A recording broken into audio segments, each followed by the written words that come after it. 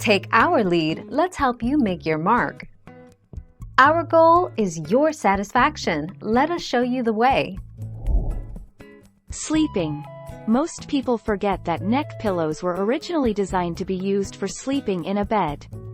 You can use a neck pillow to support your neck and spine when you sleep to ensure that you are keeping your back's natural curvature healthy. Neck pillows shouldn't be used when sleeping on your stomach.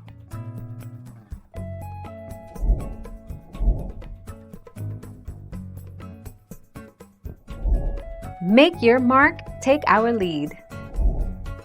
It's generally recommended to use a pillow if you sleep on your back or side.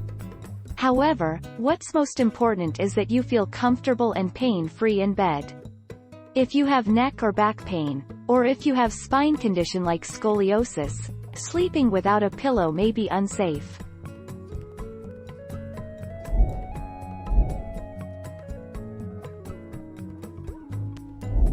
Let's help you make your mark. Many travelers swear by their supportive neck pillows. Personally, I've found few neck pillows that really work the way they're designed. They are too big in the back, which tilts my head forward, and then offer no support under my chin to hold up my noggin that has just been pushed forward.